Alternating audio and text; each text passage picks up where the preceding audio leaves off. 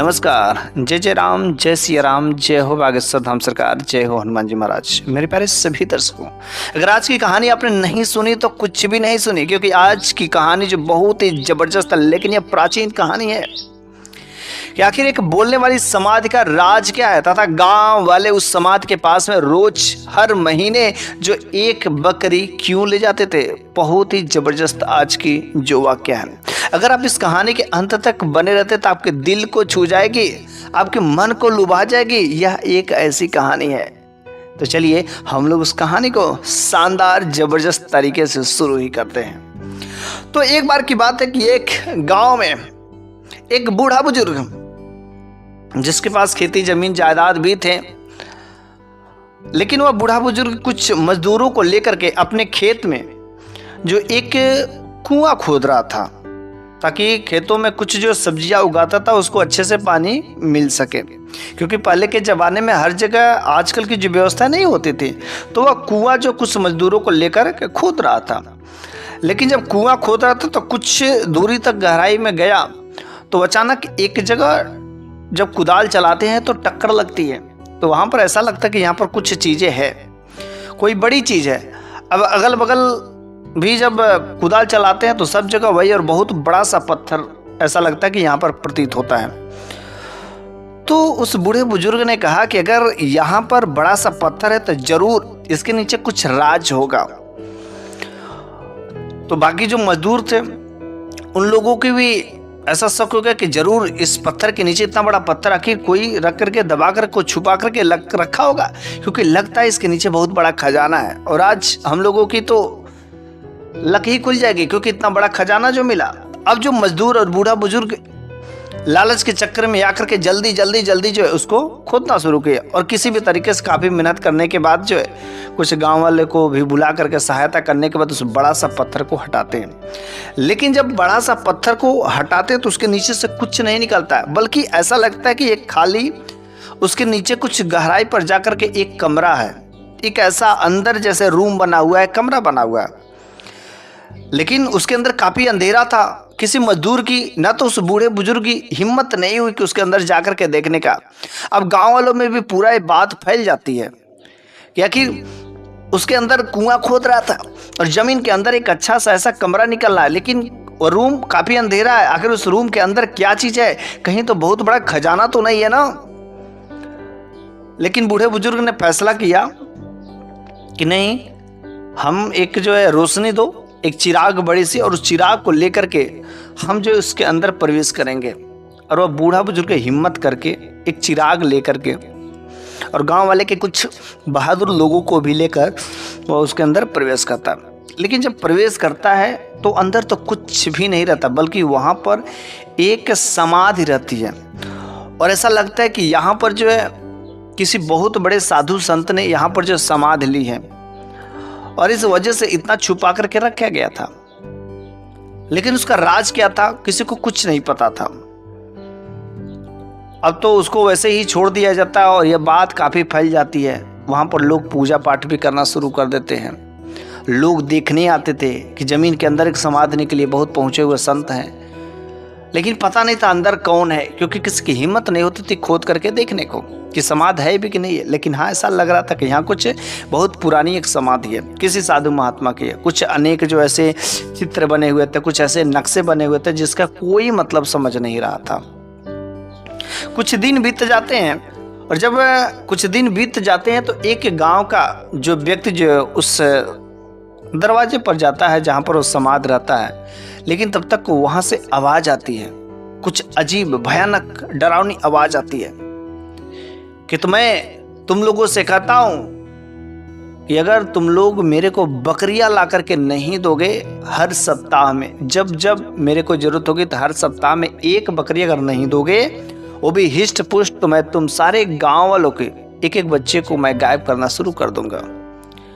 वह बड़ा ही भयानक आवाज़ थी, और वह कब्र से उस समाधि से आवाज़ आ रही थी। वह भगा गांव में कुछ लोगों को कहता है, और जब गांव में कुछ लोगों को कहता है तो उन गांव वालों ने कहा कि चलो हम भी सुनते हैं। लेकिन जब सारे के सारे गांव वाले आते हैं तो वह आवाज़ कहीं से नहीं आती है, शांत हो जाती है।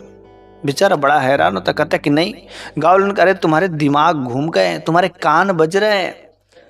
लेकिन 2 दिन 3 दिन के बाद जो फिर से उसी व्यक्ति को यह आवाज़ सुनाई देती है। फिर से वह भगा भगा उस गांव वालों को बुला करके लेकर के आता है। लेकिन इस बार जैसे गांव वाले आते हैं तो वह आवाज़ फिर से बोलती है कि मेरे को हर सप्ताह में 1 बकरी चाहिए, वरना तुम गांव वालों की एक एक बच्चे को गायब करना शुरू कर देंगे, इसलिए इस समाधि पर ला करके बांध देना। फिर से उसके बाद से गांव वालों ने, चाहे अगल बगल के लोगों ने वहां पर जाना ही बंद कर दिया है। लेकिन दूर देश के लोग जो काफ़ी, वह गांव जो है शांत एरिया में था, कोई नहीं जानता था। लेकिन जब से यह गांव में यह माहौल फैला था, काफ़ी लोग यहाँ पर आकर के देखना शुरू कर दिए थे। लेकिन जब से यह फैली तब से गांव का कोई भी व्यक्ति जो वहाँ पर जाता ही नहीं था, डर के मारे।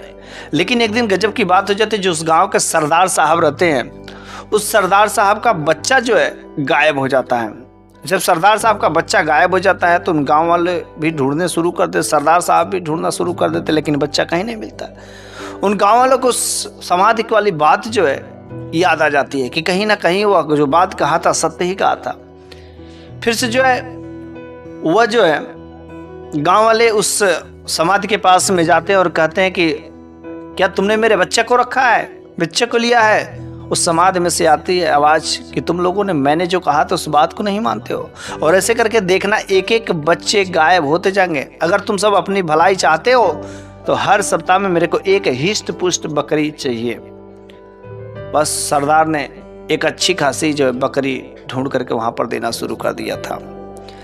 लेकिन ये बात काफ़ी लंबे समय से चल रही थी। तो उसी गाँव से एक दिन जो है एक साधु महात्मा गुजरते हैं जो भगवान के भक्त थे।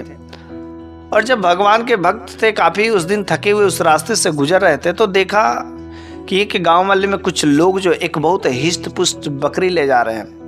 तो साधु बाबा ने कहा, अरे भाई इतने हिष्ट पुष्ट बकरी क्यों ले जा रहे हो, कहाँ ले जा रहे हो? उसने कहा, बाबा जी आपको नहीं पता है, हमारे गांव की बहुत रहस्यमयी चीज़ है। बाबा जी काफ़ी थके हुए थे। उसने कहा, अरे कितने की खरीदे हो? उसने कहा 1000 स्वर्ण मुद्राएं देकर के खरीदे। उसने कहा 1000? अरे 500 स्वर्ण मुद्राएं में अच्छी खासी बकरियां मिल जाती है, लेकिन इतना पैसा देने की क्या जरूरत है? उसने कहा, बाबा जी ऐसी बात ही है। और साधु बाबा ने जानने की कोई खास प्रयास नहीं किया, क्योंकि काफ़ी थके हुए थे। और जो है वह उसी गांव में उस रात को विश्राम करते हैं। लेकिन जैसे ही विश्राम करते हैं, विश्राम करने के बाद वहां से प्रस्थान कर जाते हैं। और फिर से 1 सप्ताह बाद जो है उसी रास्ते से किसी कारणवश उस साधु बाबा का आवागमन होता है। लेकिन फिर से वही हादसा नजर आता है कि कुछ गांव वाले एक हिष्ट पुष्ट बकरियां खरीद करके ले जा रहे थे। उन्होंने कहा, कितने की है बकरियां? उन्होंने कहा 1000 स्वर्ण मुद्राएं की। साधु बाबा ने कहा, इतनी महंगी बकरियां आप लोग कहाँ ले जाते हैं, आखिर क्या करते हैं? बस उस गांव वालों ने सारी की सारी बात बता दी। उसने कहा, क्या वास्तव में बस समाधि में कोई रहता है और वह बच्चे को गायब करता है? ऐसा नहीं हो सकता है, इसका जरूर कुछ ना कुछ राज होगा। शायद आप लोगों को पता नहीं होगा, लेकिन मेरे को इसका राज खोलना ही पड़ेगा। तो उस गाँव वालों ने कहा, आप कैसे खोलेंगे? उसने कहा, थोड़ा सा हिम्मत रखो, सब्र रखो और भगवान पर भरोसा रखो, कुछ भी नहीं होगा। और वह साधु बाबा गाँव वालों के साथ में वहाँ पर इर्द गिर्द जाते हैं, घूमते हैं, लेकिन कहीं पर कोई नज़र नहीं आता है, कहीं पर कोई आवाज़ की ऐसा नहीं आती है कि आवाज़। तो साधु बाबा ने वहीं पर ज़मीन में थोड़ा सा गड्ढा करके और वहीं पर छुप जाते हैं और ऊपर से खरपतवार डाल देते हैं। जब खरपतवार डाल देते हैं तो आधी रात होती है, वे बाबा जी उसी में बैठे रहते हैं। लेकिन जो समाधि रहती है, उस समाधि में से तो कहीं से किसी प्रकार की कोई आवाज नहीं आती है। लेकिन उसी जगह पर कुछ साइड में किनारे पर जो है लाइट जलती है, और एक ऐसा छोटा सा वहां पर भी, उसके अंदर भी घर था और उसके अंदर से आवाज आ रही थी। उसने कहा, यार इसके अंदर से आवाज कैसी आ रही? वह धीरे से चुपके से देखते हैं तो उसमें से देखते हैं कि उसी कोने में से 2 लोग निकलते हैं। और वे लोग जब निकलते हैं तो आपस में बातें कर करके खूब हंस रहे थे और कह रहे थे, अरे हम दोनों लोग गाँव वाले को खूब चूना लगा रहे हैं। उन गाँव वालों को भरोसा नहीं होता, विश्वास ही नहीं होता। वो लोग समझते हैं कि समाधि में से आवाज़ आ रही है और समाधि बोलता है, लेकिन ऐसा कहीं कुछ है ही नहीं। और हम लोग ऐसे ही गांव वाले को और उस सरदार को उल्लू बना रहे हैं, और उल्लू बना बना करके बकरियां लेते हैं और उसको ले जा करके रातों रात जो है मार्केट में बेचते हैं, दूसरे गांव में दूर, और वहां पर बेच करके अच्छे खासे पैसे मिलते हैं और हम लोग खूब ऐश करते हैं। साधु बाबा ने देखा है सारा का सारा राज खुल गया और वे समझ गए कि ये दोनों कहीं समाधि में से नहीं, बल्कि ये दोनों चोर डाकू हैं और ये लोग गांव को एक एक करके ऐसे लूटते जा रहे थे। और वो नहीं चाहते थे कि गांव के सारे ऐसे करके पैसे जो खत्म होते जाए, स्वर्ण मुद्राएं खत्म होते जा रहे, वे चोर जो लुटेरे लूटते रहे, ऐसा नहीं होने देना चाहते थे। और इस तरीके से वो साधु बाबा तो समझ जाते हैं और वो देख भी रहते कि किस कोने में वे सब छुपते हैं, किस जगह पर रहते हैं। सुबह होता है, साधु बाबा हिम्मती थे चुकी और उन गांव वालों के पास में जो है जाते, क्योंकि रात्रि के समय में इसलिए नहीं आते क्योंकि वे दोनों चोर थे और जब उनकी पोल खुल जाती तो शायद साधु बाबा के ऊपर जो आक्रमण भी कर सकते थे, लेकिन इसलिए रात भर किसी तरीके से उसमें व्यतीत किया सुबह होने तक। और सुबह होते ही गांव में आकर के यह खबर जो फैला देती है, बता देते हैं। गांव वाले बड़े ही हैरान हो जाते हैं। उस गांव का सरदार बड़ा गुस्सा होता है और बस भीड़ में आकर के काफ़ी गांव वाले मिल करके और उसके अंदर प्रवेश करके और जिस जगह पर कोने में छुपे हुए थे उसका जो छुपने का स्थान जो है हटा देते हैं, खोल देते हैं। और वहाँ पर अंदर जो है दो चोर जो है मस्त ऐश कर रहे थे, मजे लूट रहे थे। बस गांव वालों ने उन दोनों के दोनों चोरों को खींच करके बाहर लेकर के इतना मारा कि दम तोड़ दिए। और बस जो समाधि से आवाज आने की जो रहस्य था वह भी खुल जाती है।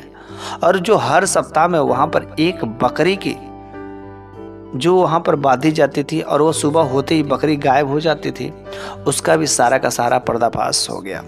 तो इस तरीके से हमारे भी गांव समाज में या पहले के ज़माने में कुछ ऐसे जगह होते थे और लोग अंधविश्वास में इतना रहते थे कि उसका हकीकत नहीं पता करते थे। लेकिन वास्तव में जो भगवान की शक्ति है वो तो है, लेकिन कुछ जगह पर उसी के नाम पर कुछ लोग बहुत ही नाजायज़ फ़ायदा उठाते, गलत फ़ायदा उठाते हैं और उन लोगों को बहुत बुरी सज़ा मिलती है। अरे कब तक उनके नाम पर जो ढोंग करोगे, कब तक उनके नाम पर बचोगे? भगवान तुम्हें बख्शेगा नहीं, छोड़ेगा नहीं, वह तुम्हें सज़ा देगा ही देगा।